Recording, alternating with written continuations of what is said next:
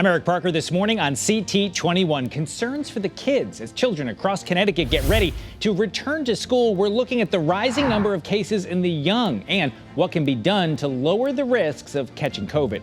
The $1 trillion infrastructure bill has passed the U.S. Senate. Connecticut's senior Senator Richard Blumenthal is in studio to talk about how it could impact our lives.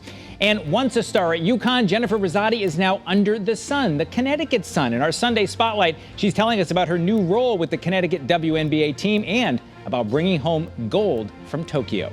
It's all ahead this Sunday, August 15th. CT21 starts right now.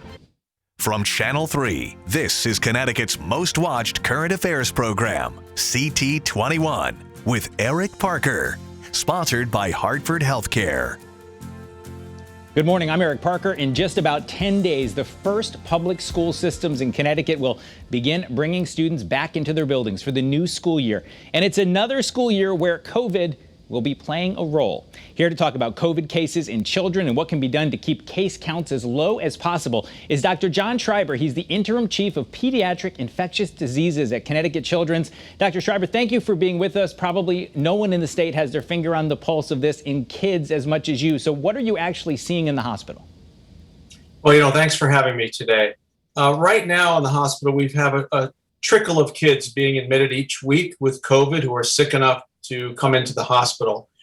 We don't have it nearly as badly as the southern states. If you go to Arkansas, Mississippi, Louisiana, there's so much COVID right now and so many children infected, even though only a small percent become very ill.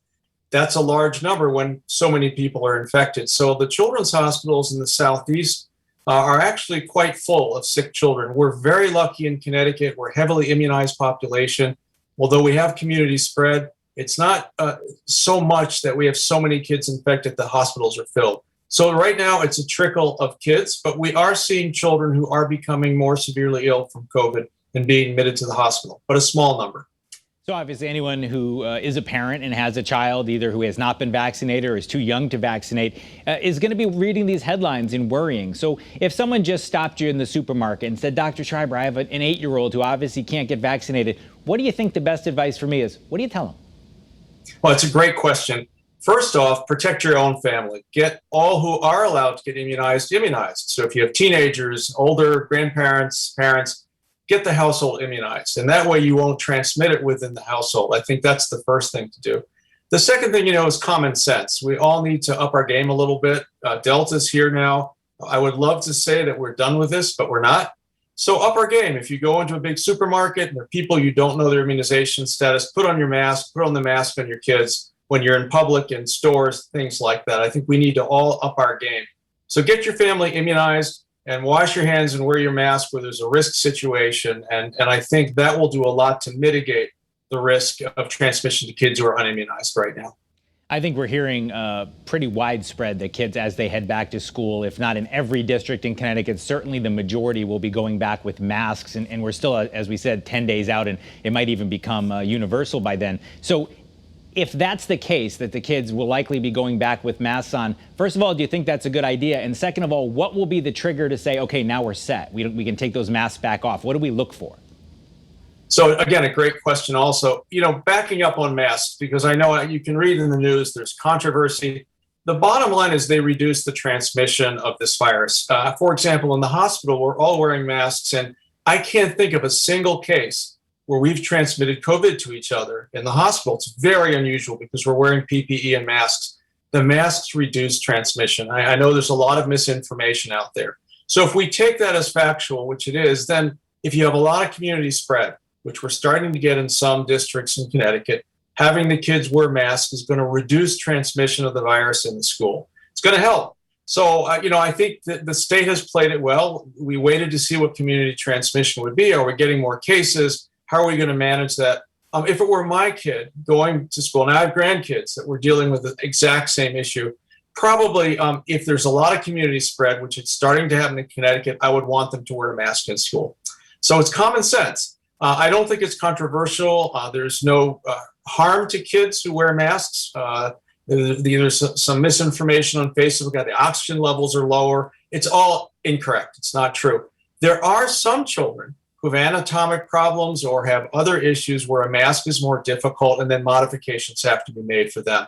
But it's an unusual small group of kids. So most kids, the vast majority, can wear masks safely with no problem. It will reduce transmission in the school.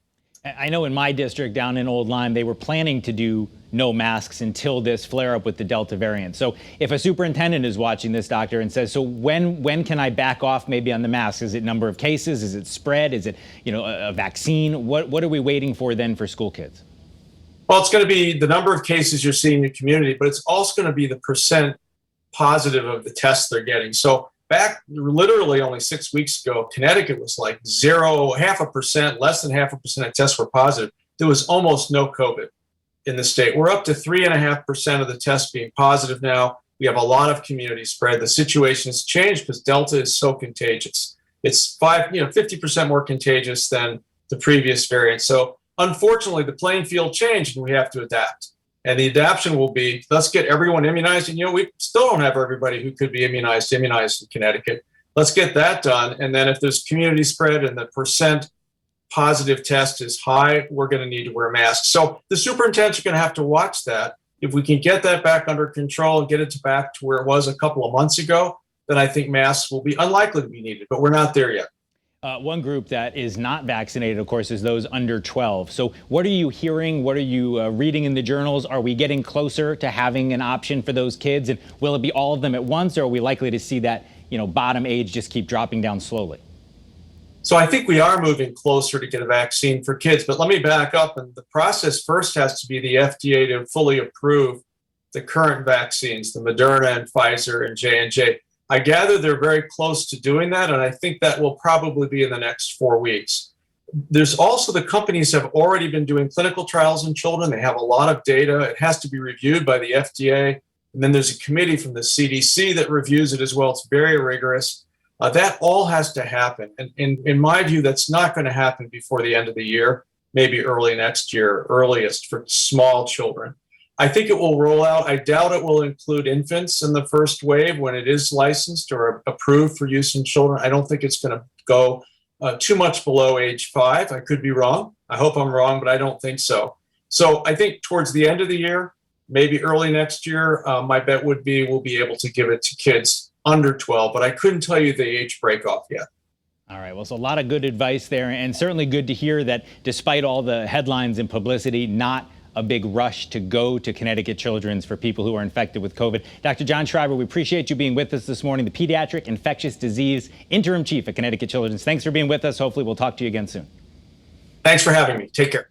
Coming up, what does it feel like to win gold at the Olympics? As of about a week ago, Connecticut's Sun President Jennifer Rosati knows. She joins us later in our Sunday Spotlight. But up next, Connecticut Senator Richard Blumenthal joins us in Studio A to talk about the Senate's passing of the infrastructure bill and what that means for those of us living here in Connecticut. We'll be right back.